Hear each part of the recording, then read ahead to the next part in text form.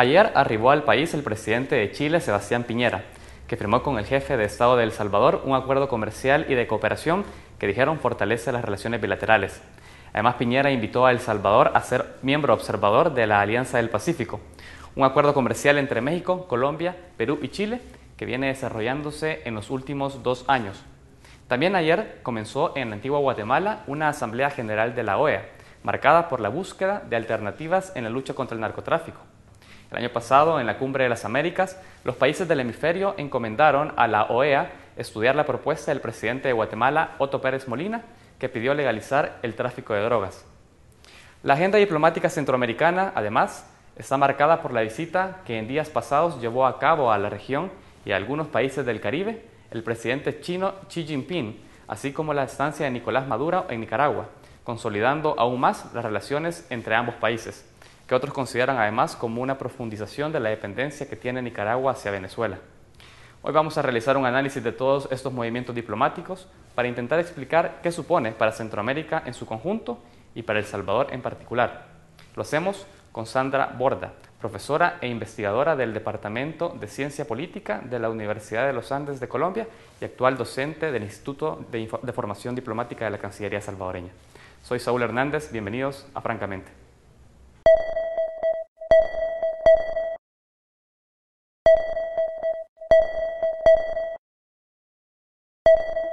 Sandra Borda es una politóloga colombiana, profesora e investigadora del Departamento de Ciencia Política de la Universidad de los Andes de Colombia.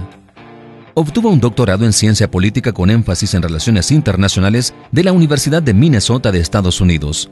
Cursó además la maestría en Ciencia Política que ofrece la Universidad de Wisconsin y la maestría en Relaciones Internacionales en la Universidad de Chicago. Su línea de investigación más sobresaliente está relacionada con el estudio de diversos procesos de internacionalización de conflictos armados en América Latina. También es codirectora del Centro de Estudios Estadounidenses de Colombia, además de ser tanque de pensamiento dedicado a la investigación y producción de conocimiento sobre Estados Unidos en el país suramericano. Por esta razón la tenemos hoy en nuestro set, para abordar algunos temas de coyuntura internacional, como la visita que hizo este fin de semana el presidente de Venezuela, Nicolás Maduro, a Nicaragua y sus implicaciones para la región centroamericana, además de la gira que ha realizado el presidente de China por esta región, así como las negociaciones que se llevan a cabo en Colombia entre el gobierno y la guerrilla de las FARC. Dado el perfil de nuestra invitada, no tenemos duda de que lo haremos francamente. Bienvenidos a Francamente, hoy es miércoles 5 de junio de 2013. Saludamos a ustedes que nos ven desde muy temprano, desde sus hogares, desde sus lugares de trabajo. Saludamos a aquellos que nos ven a través de la web en www.tvx.com.sb y los invitamos a participar de esta entrevista a través de nuestras redes sociales que están abiertas en Facebook, en francamente.tvx y en Twitter en @francamentetvx. Esta mañana lo decíamos en la editorial de inicio. Hay una agenda diplomática, una agenda internacional de los estados de la región centroamericana que nos interesa abordar y lo vamos a hacer con una especialista en el tema. Ella es la doctora Sandra Borda Guzmán, profesora asociada en Ciencia Política y Relaciones Internacionales de la Universidad de los Andes en Colombia. Es actual docente invitada por el Instituto de Educación Superior para la Formación Diplomática IESFOR de la Cancillería salvadoreña. Quiero dar la bienvenida, francamente, doctora Borda. Muy buenos días. Bueno, quiero que iniciemos hablando de la realidad y el contexto salvadoreño, porque el día de ayer Sebastián Piñera, presidente de Chile, visitó el país y bueno, con él ha venido también el anuncio que El Salvador ahora forma parte como miembro observador de la Alianza del Pacífico. Yo quiero conocer también cómo llega este anuncio, porque en la región se ha señalado la Alianza del Pacífico como un atentado también al proceso de integración regional. Se ha dicho también de un nuevo ALCA por parte de esa alianza. Quiero conocer su opinión sobre ese proceso. Mire, yo creo que la Alianza del Pacífico se constituye en un ensayo distinto de integración a los que venían predominando en la región hace algunos años. Así como UNASUR y la CELAC son aproximaciones a la integración que intentan hacer énfasis en lo político y en temas de seguridad sin incluir a Estados Unidos y sin incluir a Canadá en el ejercicio, la Alianza para el Pacífico intenta irse por otro lado, y es volver a los esquemas de integración que hacen énfasis en lo comercial y lo económico. Entonces, no necesariamente se constituye en un atentado contra los otros esquemas de integración, simplemente tiene una orientación distinta y digamos que está intentando una aproximación también comercial hacia el Pacífico, que es un área que por muchos países de la región ha estado abandonada un buen rato. Se habla también que podría ser un impedimento para la incorporación o la relación que pueda tener la región con China. ¿Eso es posible? No necesariamente. Mire, yo creo que lo que sucede con estos esquemas de integración es que son tremendamente pragmáticos. Entonces, los países pueden hacer el juego de apostarle a distintas alternativas en diversos momentos de su proceso de inserción económica, política y comercial en el sistema internacional sin entrar en contradicciones. Este es un mundo en el que ya no vale la pena apostarle a un solo actor en el sistema internacional, sino que el juego está en moverse en distintos tableros y esos sistemas de integración le permiten a los países, sobre todo a los pequeños y a los medianos que tienen más necesidad de ello, de moverse con más tranquilidad y con más pragmatismo en el sistema internacional.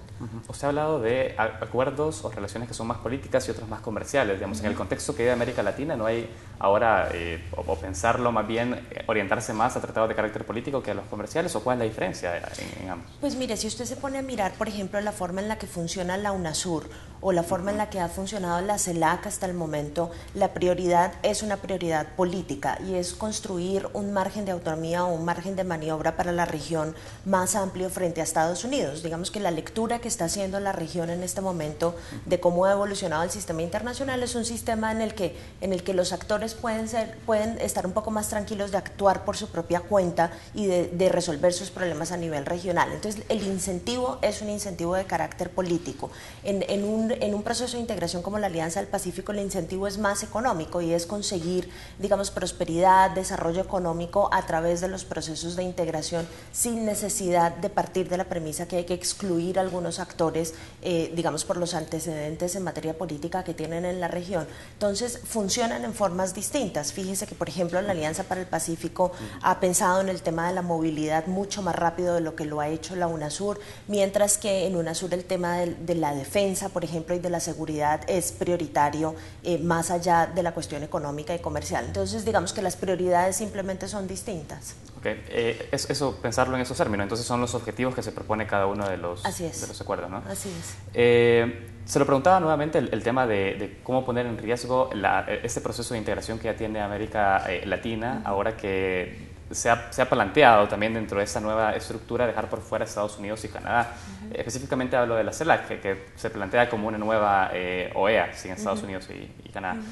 ¿Usted ve beneficios en el hecho de excluir dentro de esos procesos a Estados Unidos y Canadá entre los procesos de integración en América Latina? No necesariamente mientras siga existiendo la OEA.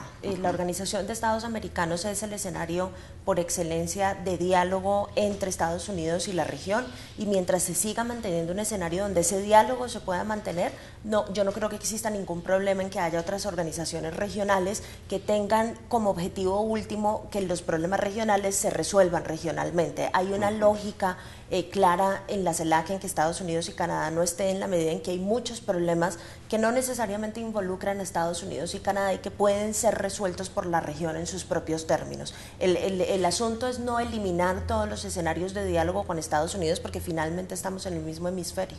Okay. Cuando se habla de una relación más de carácter comercial, ¿no sería preferible hacerlo con tus pares, así como se ha pensado en hacerlo con socios de América Latina y no ante una relación un tanto más asimétrica con Estados Unidos? Pues eso sería ideal, pero ya no va a suceder, en una muy buena parte porque después del fracaso de la propuesta del área de libre comercio para las Américas, lo que ha sucedido es que los países han empezado a negociar bilateralmente y directamente con Estados Unidos sus tratados de libre comercio. Ya sabe usted, Chile tiene un tratado de libre comercio con Estados Unidos, Colombia también, y varios países están en fila. Luego el objetivo de juntarnos y de integrarnos antes de comerciar con un grande como Estados Unidos es un objetivo que ya definitivamente no cumplimos, y cada país está tratando de buscar los mejores términos de la integración y del comercio con Estados Unidos a través de sus propios medios. No es la solución ideal, pero es lo que está pasando.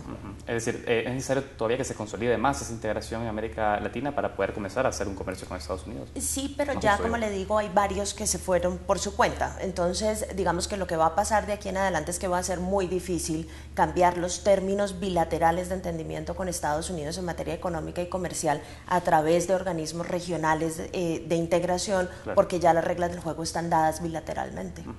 Cuando habla de unas reglas bilaterales, hablamos justamente de esos países que forman parte de la Alianza del Pacífico, es decir, que han salido de este esquema y han comenzado a hacer tratados directamente con Estados Unidos. Sí, ¿no? Y por supuesto eso tiene un componente de carácter ideológico también. O sea, hay algo político también esto. Sí, exacto. Hay países miembros de la región que simplemente, claro, no están interesados en un tratado de libre comercio con Estados Unidos por cuestiones ideológicas, por cuestiones de su posición política y por cuestiones también de carácter comercial y económico. Entonces, lo que ha provocado ese disenso al interior de la región es simplemente que cada cual decida su propia estrategia independientemente. ¿Y usted cómo lo ve en casos como países como El Salvador, que ha tenido también, y ha sido comprobado también por analistas, una relación deficitaria en lo comercial con Estados Unidos?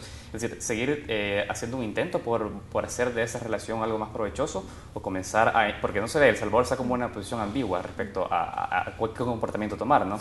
Bueno, para empezar, yo creo que todos tenemos una relación deficitaria con Estados Unidos en materia comercial. Entonces, y eso es algo que no se supera y no se arregla a través de tratados de libre comercio. El caso de México, el caso de Colombia, el caso de otros países muestra claramente que la balanza comercial no cambia sustancialmente después de la suscripción de tratados de libre comercio.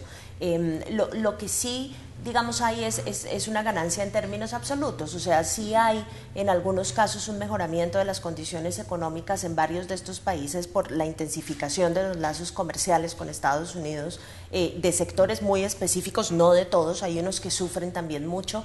Entonces es una cuestión simplemente de hacer una evaluación en términos de los costos y los beneficios que ha traído hasta el momento entrar en estos tratados de libre comercio, y por supuesto yo creo que entre más pequeño sea el país, mucho más vulnerable es a todo el sistema de subsidios que tiene Estados Unidos en sus propios productos agrícolas, claro.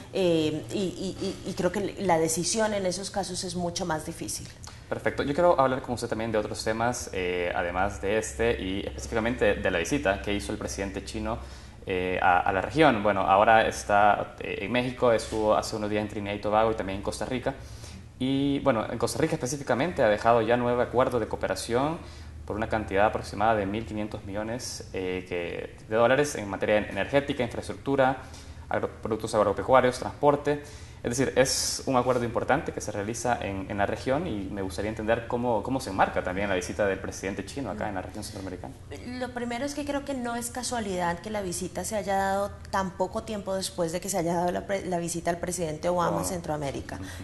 Creo que aquí lo que está sucediendo es que hay un juego de potencias fuerte por definir áreas de influencia en términos comerciales y económicos, sobre todo, mucho menos en términos políticos, y creo que lo que el presidente chino está tratando de hacer también es alterar un poco el equilibrio en términos de los países que apoyan el gobierno de Taiwán y los que apoyan el gobierno chino. Costa Rica es en esta región el único país que ha establecido formalmente relaciones oficiales con el gobierno chino, y aunque la visita era a Costa Rica, yo creo que también se buscaba crear un poco más de influencia en los otros países centroamericanos para tratar de alterar esa balanza. Ya se ha empezado a especular del gobierno hondureño pensando, digamos, en establecer relaciones con China y sustituir esto por sus relaciones oficiales con Taipei. Entonces, yo creo que aquí sí hay un intento serio por empujar a Centroamérica un poco en la misma dirección que se ha empujado a Sudamérica, que es hacia el reconocimiento del gobierno chino.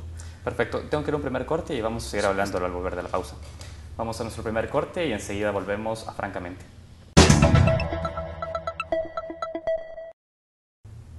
Continuamos en Francamente. Esta mañana conversamos con la doctora Sandra Borda Guzmán. Ella es profesora de Ciencia Política y Relaciones Internacionales de la Universidad de los Andes. Es analista internacional y estamos haciendo ahora revista de la agenda internacional de los países en la región centroamericana.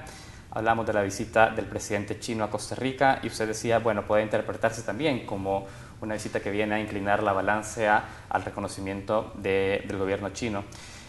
Ahora, ¿cómo plantear esta discusión también en países centroamericanos en el cual lo que se ha denominado como la política o la diplomacia del dólar taiwanés ha sido fuerte también en esos países? ¿Cómo se da esa disputa también en el interior?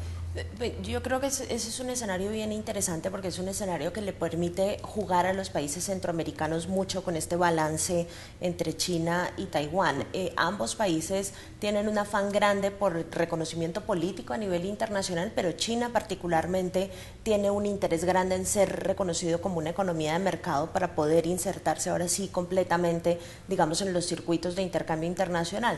Y en esto cada país, por pequeño que sea, cuenta. Y esa es la razón por la cual, tras muy poco tiempo de haberse posesionado como presidente, esta es una de las primeras visitas oficiales que lleva a cabo el presidente chino, porque digamos que de lo que se trata acá es de una campaña internacional, no solamente para ampliar los brazos económicos y comerciales de China, sino también para buscar reconocimiento político. Un país es un voto.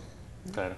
Y en ese sentido, es decir, la posición de los países, específicamente Centroamérica, se da más por una visión de carácter pragmático de cuánto puede ingresar en términos de cooperación, de intercambio comercial o más bien política. Yo creo que es muy pragmático y de hecho si uno mira el proceso durante el gobierno de Óscar Arias en Costa Rica, a través del cual toman la decisión de cambiar de bando, por llamarlo así, es una decisión absolutamente pragmática y es una decisión dada en términos de qué puedo ganar más estando de un lado o estando del otro. Y por eso le digo que este es un escenario perfecto para jugar, digamos, con la necesidad que tienen ambos países de ese reconocimiento. Y efectivamente así lo reconocen ellos. Si usted se da cuenta, digamos, en Centroamérica es absolutamente claro el interés que tienen estos gobiernos. Si uno mira los tratados de cooperación comercial, los regalos que le dan a cada uno de los países, digamos, para intentar convencerlos de su apoyo. Aquí, digamos, la diplomacia que se está intentando avanzar es bastante intensa y yo creo que eso se puede usar de muy buenas formas.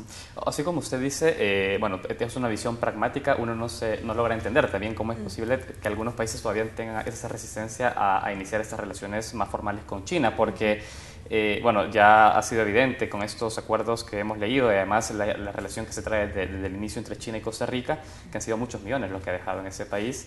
Es decir, ¿es posible en algún momento ya que esta intervención china pueda desplazar la influencia taiwanesa en cuanto a la cooperación que realiza en el país, en los países? Sí, pero digamos que tiene digamos una razón de ser bastante clara la duda que tienen algunos países de ese apoyo a China, y lo digo básicamente también por el caso colombiano, en donde esa misma duda ha existido. Colombia es uno de los países de Sudamérica donde menos penetración de capital chino ha habido y donde menos intercambio comercial se ha consolidado, y la razón allí es que estos países también tienen el deber de proteger su propia infraestructura comercial y su propio sector industrial, y a veces la llegada del capital chino amenaza directamente estos sectores que en muchos de nuestros países son apenas incipientes. Entonces hay que pensarlo dos veces, ¿no? Porque la llegada de China no siempre significa cosas absolutamente buenas, también puede significar competencias fuertes para la producción en estos países. Eso de un lado. Y de otro lado sí hay también,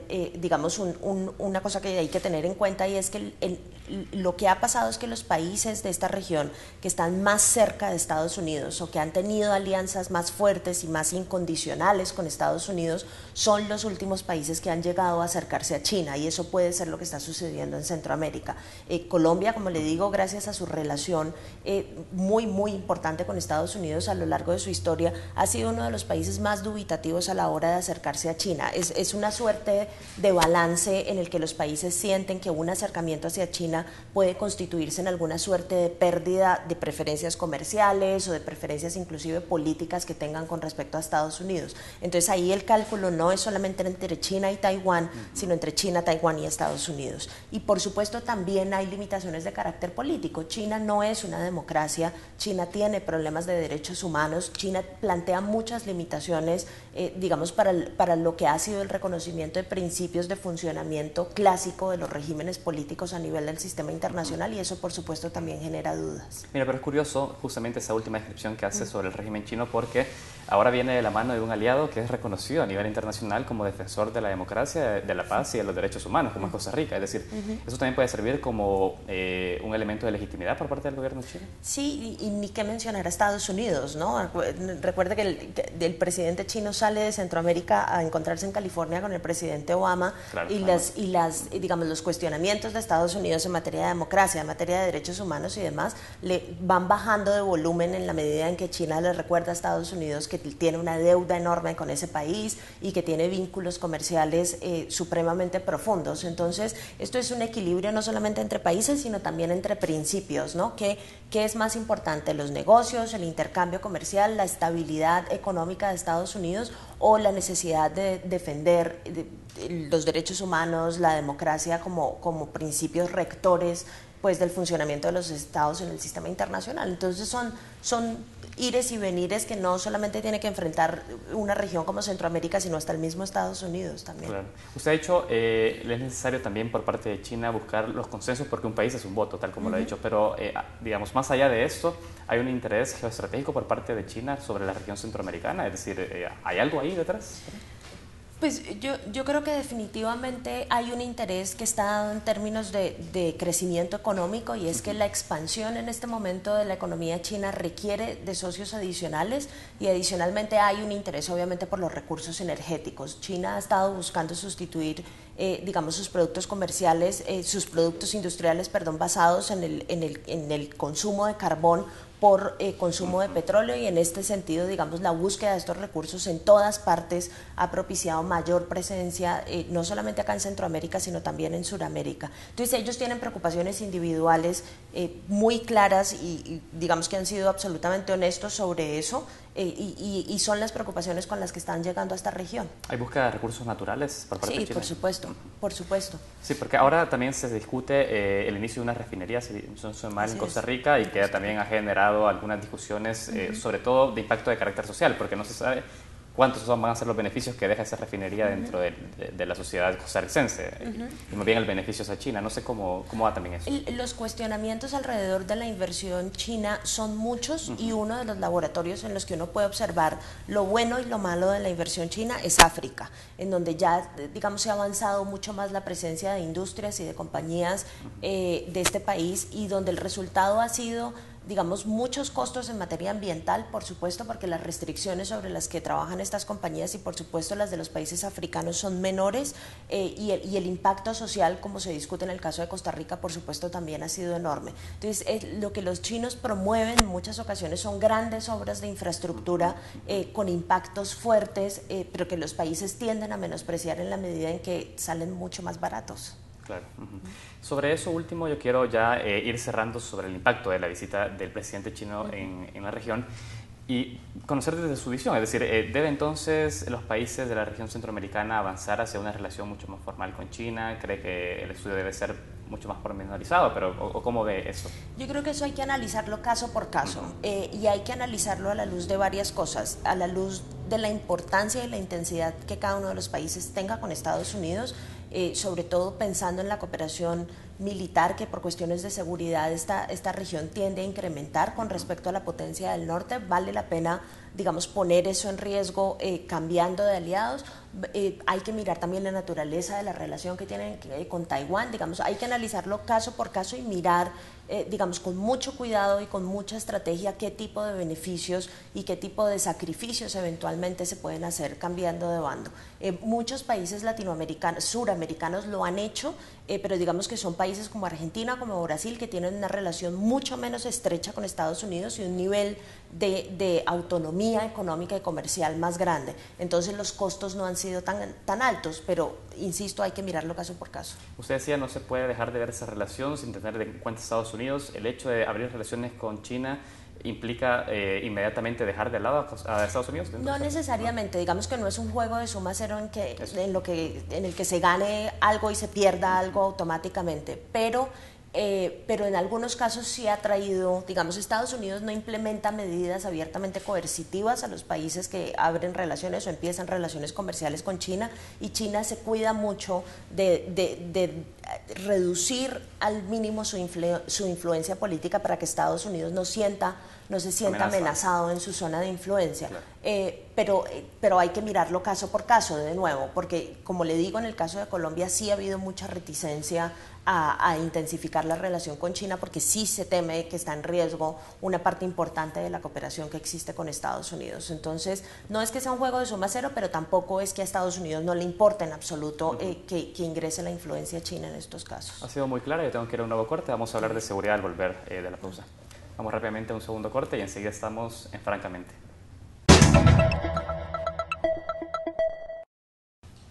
Continuamos en Francamente y es necesario ya seguir en otros temas. Quiero hablar ahora sobre la 43ª Asamblea General de la OEA, que se está celebrando en este momento en Guatemala, en Antigua Guatemala. Y bueno, es importante también enmarcar esta asamblea porque ya lo ha dicho Miguel Insulza. Él ha destacado que tiene un carácter histórico, dado que ahora se está iniciando un debate que antes no se podía realizar. Dice que se está acabando con un tabú de numerosas décadas. Habla específicamente del tema del combate a la violencia desatada por el tráfico y consumo de drogas. Se está discutiendo la despenalización de drogas y yo quiero conocer su impresión sobre eso, es decir, cómo entender también ahora un nuevo escenario en el cual ahora el hemisferio discute este tema.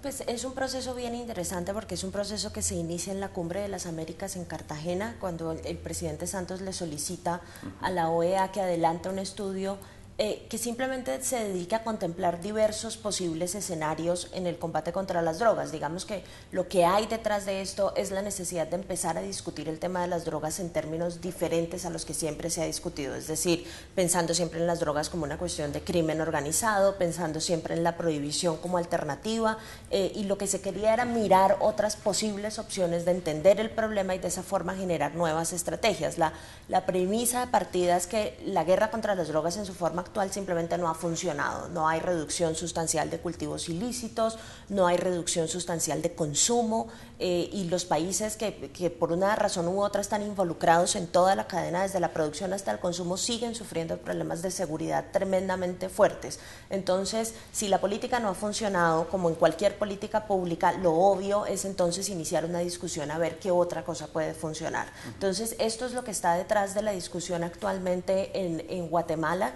Y digamos que es una cosa sin precedentes que sea justamente una de las organizaciones que ha sido más conservadora en la formulación de su estrategia antidrogas, como es la Organización de Estados Americanos, que hoy esté funcionando como una suerte de promotor y de host, si quiere, de anfitrión de una discusión tan sin precedentes en la historia del hemisferio. Ahora, el hecho que se está discutiendo evidencia que ha sido un fracaso al combate tradicional que se ha hecho contra el narcotráfico. Pero mire, los números son clarísimos, ¿no? Inclusive los números de las mismas agencias que se dedican a la promoción de la lucha contra las drogas lo muestran todos los días. Naciones Unidas lo muestra todos los días. Cuando en Colombia, por ejemplo, se estaba en esta ola de optimismo porque se había superado en una muy buena parte el problema contra las drogas, el problema de la lucha contra las drogas, Naciones Unidas saca su último informe diciendo que los cultivos de coca no se han reducido, que el nivel de tráfico de coca no se ha reducido. Hemos reducido de una forma u otra y por razones distintas la violencia asociada con el tráfico de drogas, porque ya no hay grandes carteles, sino que ya hay pequeños grupos dedicados casi que al menudeo de este tráfico, pero para nada se ha reducido este tráfico ni el nivel de consumo. Entonces yo creo que la motivación sí está en esto, en primero, de un lado, tener una política que no ha funcionado para su objetivo primordial, que es reducir el consumo y tráfico de drogas, y de otro lado sí ha generado altísimos niveles de violencia. Bueno, Centroamérica es ahora un caso paradigmático en este sentido, sí ha aumentado los niveles de violencia en los países que, como digo, tienen alguna relación con el fenómeno.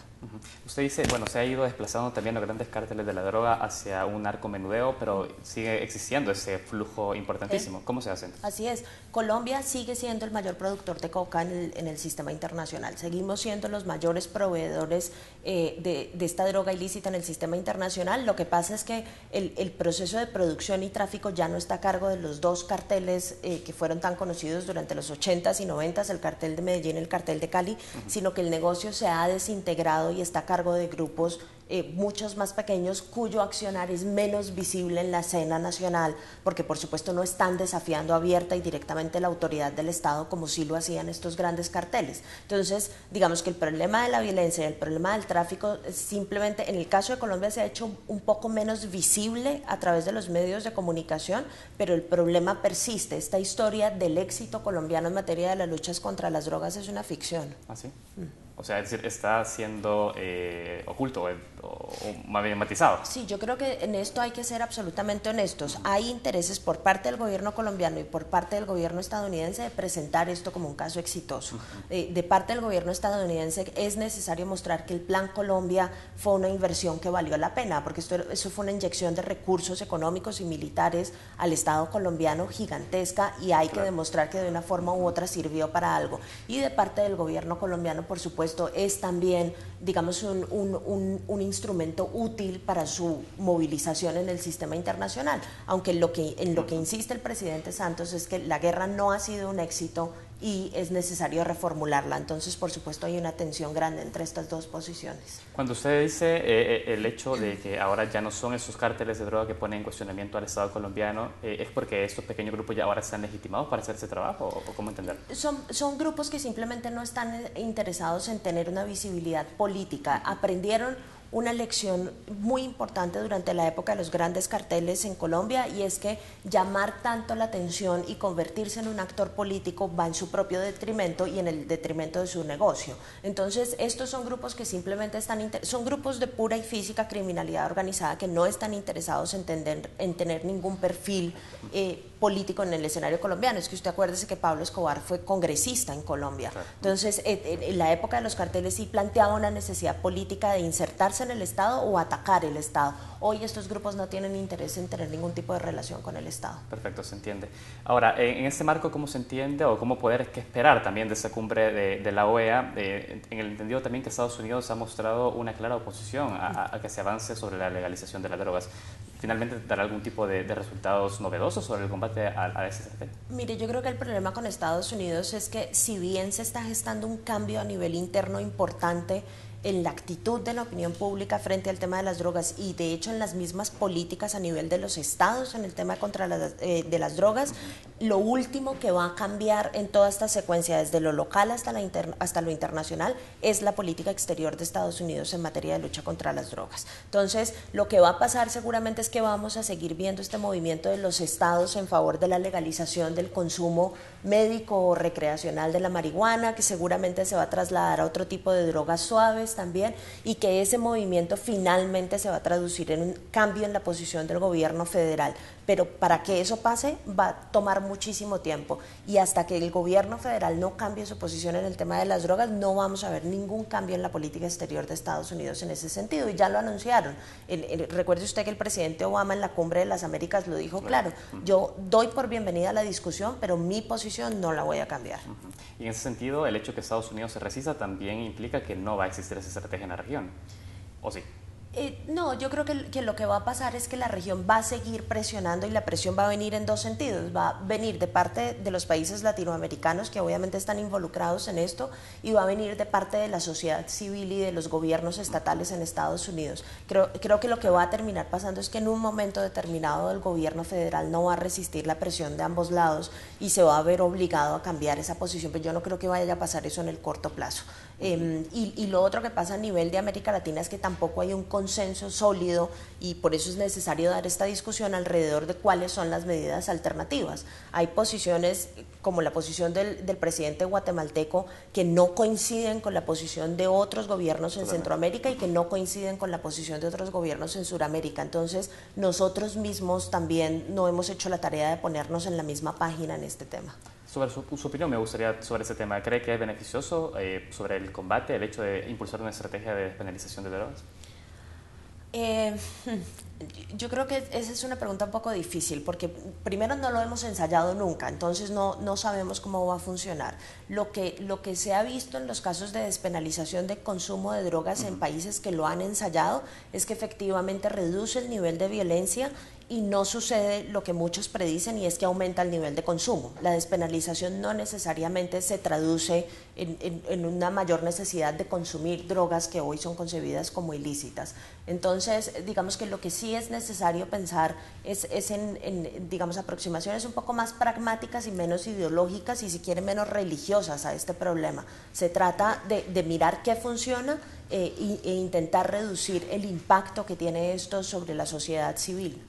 En definitiva, se podría pensar entonces esta cumbre de la OEA como un avance del hecho de ya comenzar a discutirlo, por lo menos, nuevas estrategias. Si no se abandona la discusión, sí.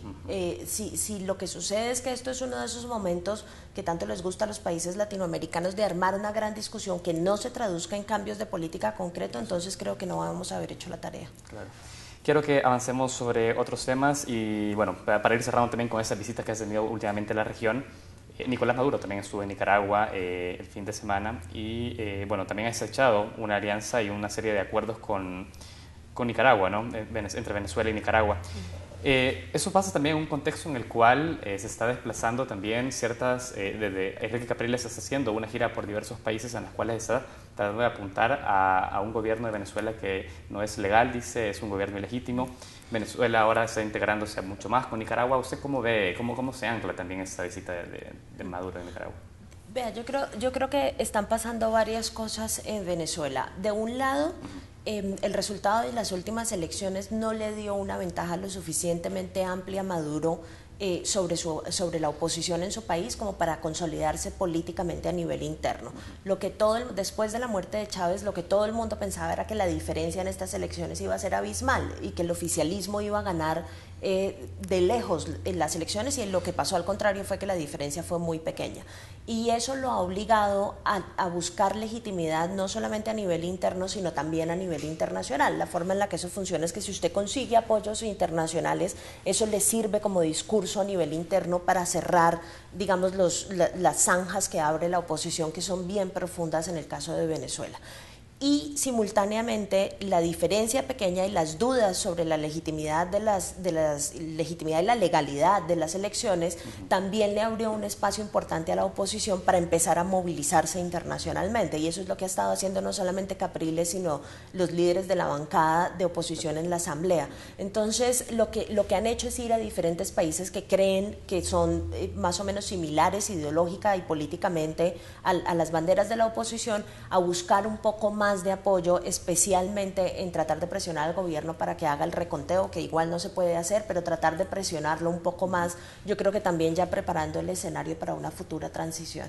Mire, yo quiero que hablemos precisamente de esa gira que han hecho algunos diputados de la bancada también opositora, porque también lo ha hecho por parte de la bancada oficialista.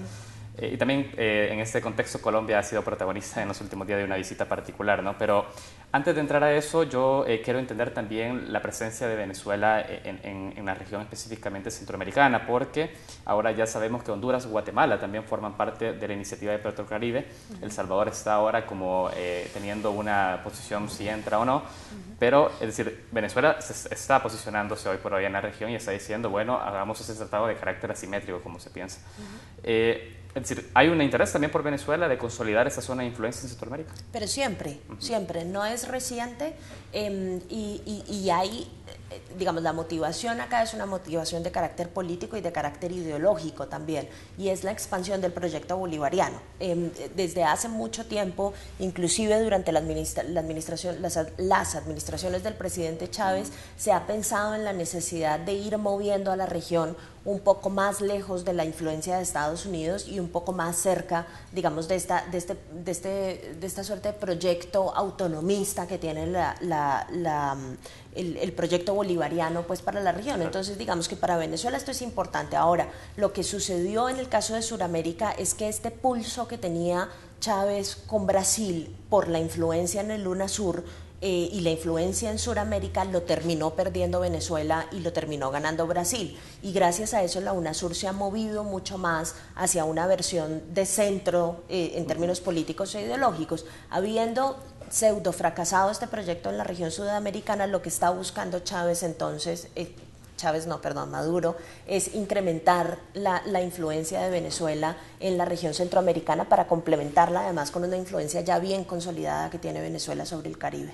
Por supuesto que está este interés de carácter político de ir avanzando sobre la región, pero es decir, de fondo también no hay un interés por una cuestión. Mire, yo veo acá una cuestión interesante, y es que Venezuela propone también el pago del intercambio en materia de crudo, de petróleo, a través de alimentos. Y se ha escuchado también por parte al interno de Venezuela cierto déficit respecto a la provisión de alimentos y otros productos de carácter agrícola.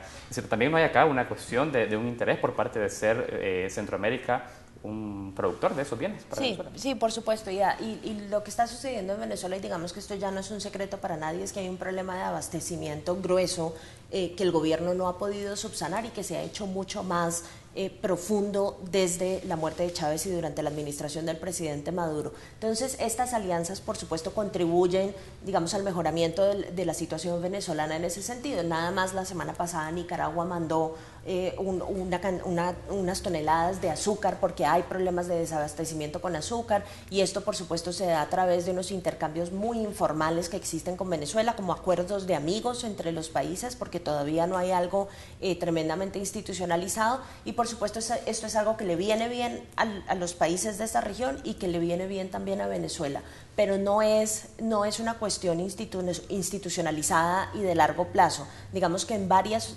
circunstancias y en varios casos se puede interpretar casi que como una solidaridad de gobiernos amigos, especialmente hablando del gobierno de Nicaragua, que se presta hacia Venezuela, pero yo no siento que sea una cosa de largo plazo. Claro, además ellos lo plantean también como un comercio de carácter más justo, es decir, un intercambio, vos producís esto, yo te doy el petróleo. Sí, pero el problema es que el proceso de integración y digamos la propuesta de expansión del proyecto bolivariano depende muchísimo de la cantidad de recursos con los que cuente Venezuela, porque es que aquí esto sigue siendo de todas formas asimétrico, pues, o sea, la integración hacia el Caribe, claramente el líder de esto y el que está poniendo los recursos y la plata contante y sonante es el gobierno venezolano. Entonces, en la medida en que la economía venezolana no se logre estabilizar, ese proyecto es un proyecto que está en vilo.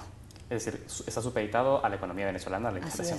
Bueno, así es. Tengo que cerrar el bloque, pero para cerrarlo e ir avanzando en el siguiente, me gustaría su opinión sobre eso, porque pareciera que de repente Centroamérica se ha vuelto el foco del interés tanto de potencias regionales como de potencias de carácter mundial. Es decir, ¿es casual, es una cuestión casual que ocurra todo esto, o realmente es porque ahora Centroamérica en los próximos años será un espacio de disputa por parte de ellos?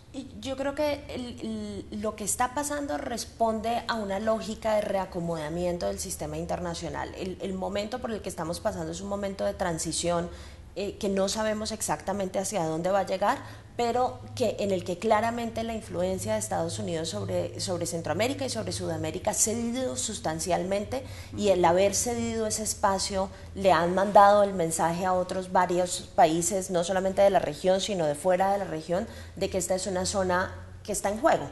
Y que es una zona en la que ya no controla Estados Unidos con el mismo nivel de eficiencia que controlaba antes, y eso obviamente genera atracción en un momento en el que una economía globalizada y digamos los lazos comerciales generan tanto potencial en cualquier parte del mundo, ¿no? Déjeme concluirlo de esta manera entonces, no sé, usted me corrige, ¿es interesante ahora Centroamérica entonces porque se ve un lazo débil entre Estados Unidos y la región? Eventualmente, creo que esa es una de las razones, creo que no es la única, pero es una de las razones. Claro. Tengo que ir a un corte, y al volver quiero que hablemos también de esta visita que hizo Enrique Capriles al presidente Santos y también de la intención de Colombia de formar parte de la OTAN. Así que es un tema que quiero que hable con usted. Vamos a nuestro último bloque y enseguida estamos en Francamente.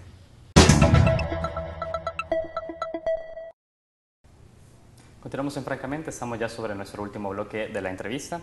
Y bueno, son dos temas que involucran a Colombia, con los cuales quiero hablar, y uno es la visita que hizo Enrique Capriles a Colombia, lo cual fue interpretado por el gobierno venezolano como una provocación, una agresión a las relaciones históricas entre estos países. ¿Usted cómo interpretó esta visita? A ver, yo creo que al análisis de lo que pasó hay que introducirle varios elementos. El primero de ellos es que recuerde usted que el gobierno venezolano es parte de la mesa de negociación que tiene en este momento el gobierno colombiano con las FARC, que es el grupo insurgente más importante que hay en Colombia en este instante. Es uno de los 4 gobiernos que están presentes en la mesa y es uno de los gobiernos que más influencia tiene en este momento sobre las FARC política e ideológicamente. Entonces su objetivo en esa mesa de negociación es justamente contribuir, ayudarle al gobierno a presionar a las FARC hacia lograr un acuerdo negociado para terminar con el conflicto armado en Colombia. Solo quiero agregar una cosita porque hace unos días también estuvieron acá 2 diputados del Partido Socialista Unido de Venezuela y decían que es mezquino por parte del gobierno de Colombia no reconocer el aporte que está haciendo Venezuela en el proceso. Así es. Entonces, justamente eso le plantea un gran problema al gobierno colombiano porque recuerde usted que antes de la administración Santos, durante la administración Uribe, Colombia y Venezuela entraron en el peor momento de su relación bilateral. Llegamos a un momento en el que llamamos a ambos embajadores, se cortaron las relaciones comerciales, se suspendieron los contactos políticos y diplomáticos. Entonces, digamos, pasamos de un mundo dramático en términos de las relaciones bilaterales a actualmente tener al presidente Santos tratando todos los días de reconstruir su relación con el gobierno venezolano justamente para lograr que el papel de Venezuela en la mesa de negociación sea lo más positivo posible y ayude y contribuya en el proceso de lograr la paz. Entonces, lo que pasa con la visita de Capriles, que ya había pasado una visita de Capriles y el gobierno venezolano no había dicho nada, en esta ocasión digamos que sí le genera un problema grande es porque Capriles no reconoce los resultados de las elecciones. Entonces, en este momento sí es una persona que está desafiando abiertamente la autoridad del gobierno venezolano y es ahí donde el oficialismo venezolano le encuentra problemas a que el presidente Santos lo reciba y entable con él una charla tan larga que duró 2 horas.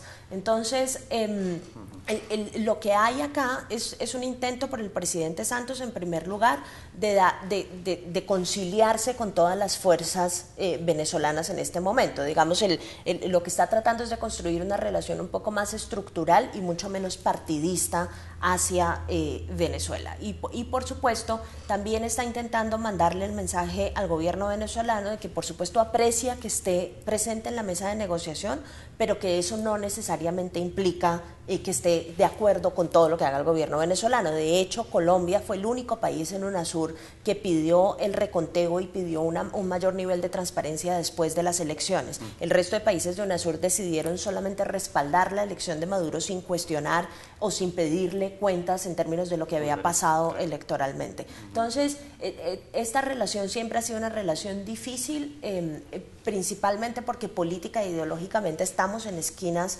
totalmente opuestas.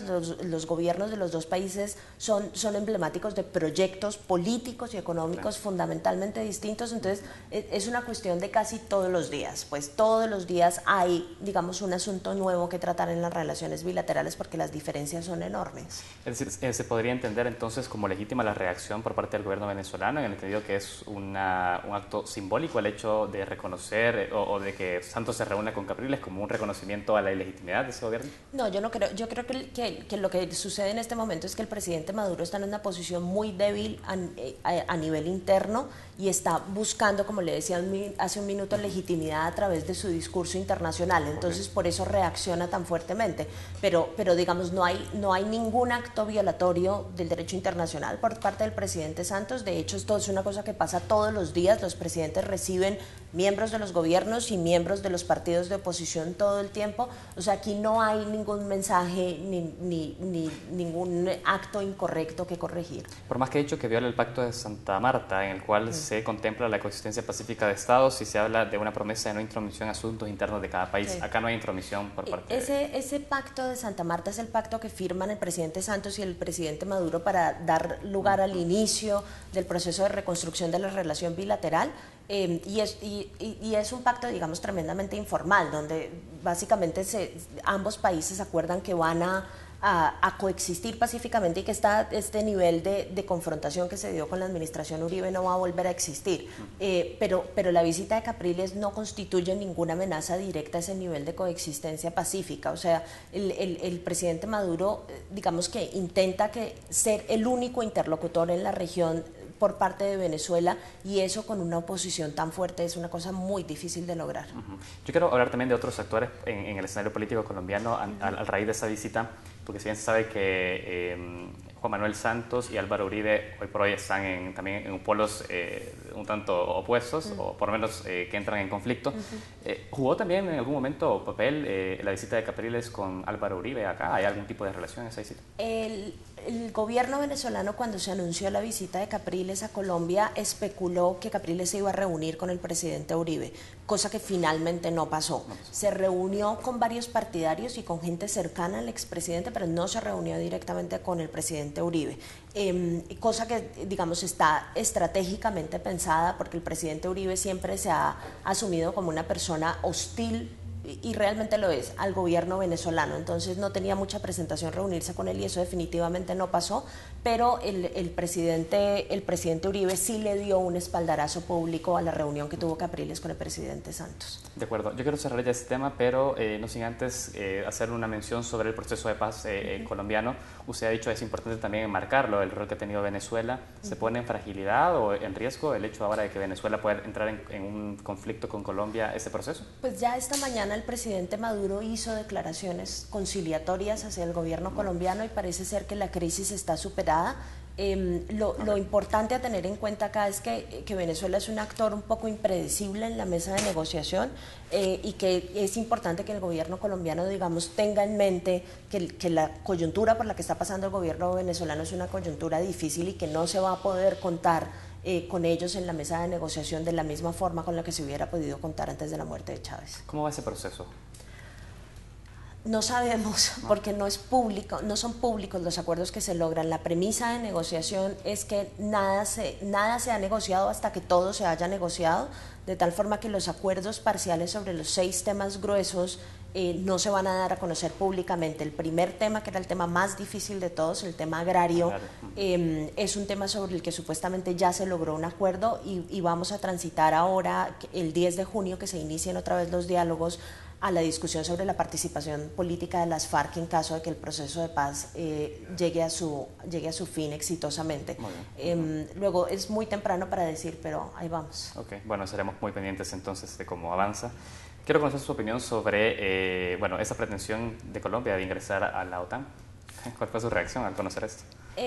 Mire, yo creo que hubo un problema de comunicación y de desinformación un poco serio allí, porque la intención detrás de esto, y yo creo que es una intención legítima del presidente Santos, es empezar a pensar en lo que van a poder hacer las Fuerzas Armadas una vez se termine el conflicto. Recuerde usted que el aparato militar colombiano es el aparato más grande de toda Latinoamérica en este instante. Digamos, hemos invertido en gasto militar por años y años para lograr ganar la lucha contra las drogas y la lucha contra la subversión, y ahora que la lucha contra la subversión se termine, si el proceso de paz funciona, pues la gran pregunta es qué vamos a hacer con todo el cuerpo militar y con todo el aparato militar que hemos formado durante estos años. Esa es una pregunta, por supuesto, legítima, y lo que el presidente Santos quería era enviarle su audiencia en el momento en el que habló de ingresar a la OTAN, eran los militares, y quería simplemente enviar el mensaje de que lo internacional puede ser un escenario en el que las fuerzas militares se empiezan a mover más que en lo doméstico. Desafortunadamente creo que no tenía muy claro pues que Colombia no puede ingresar a la OTAN. El Tratado de Washington no contempla la posibilidad de ingreso de ningún país que no pertenezca al Atlántico Norte, y creo que en lo que estaba pensando más era como en incrementar los acuerdos de cooperación que ya tenemos con la OTAN, y de pronto adquirir un estatus, qué sé yo, como país observador o una cosa de este tipo.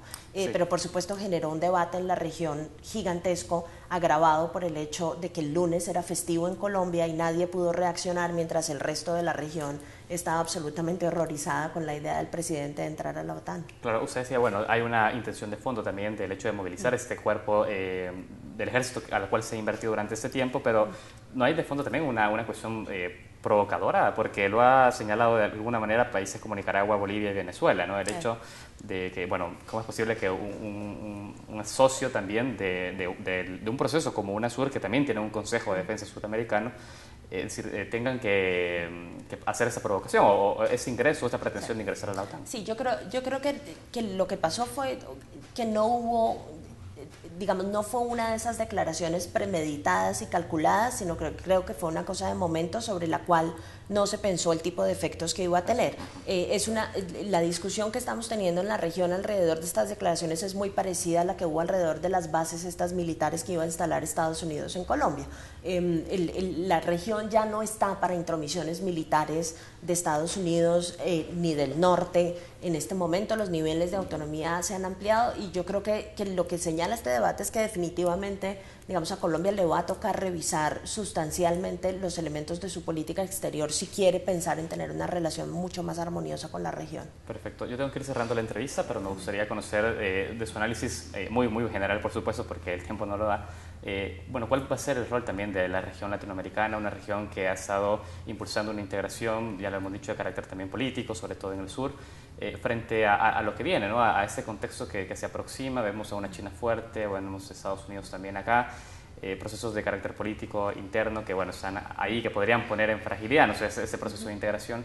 ¿Cuál es qué se ve en América Latina en los próximos años? Yo creo que hay varios escenarios interesantes. Uno es un escenario de prosperidad económica en varios de los países que seguramente, si se mantiene en el largo plazo, se va a traducir en mayor influencia política, aunque el crecimiento económico de Brasil esta vez se estancó. Digamos, es un país que de todas formas sigue creciendo y cuya influencia en la región cada vez se va a hacer sentir mucho más.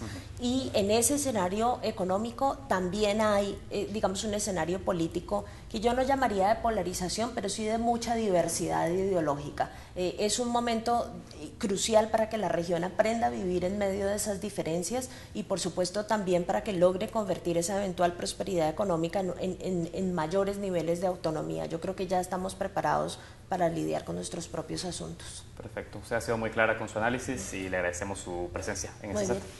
Con mucho gusto. Les agradecemos también a ustedes que nos acompañaron durante esta mañana. Les recordamos que esta entrevista viene en reprise a las 11 de la noche en Canal TVX y también la encontrarán completa en nuestro canal de YouTube. Sigan en sintonía de esta programación. Muchas gracias.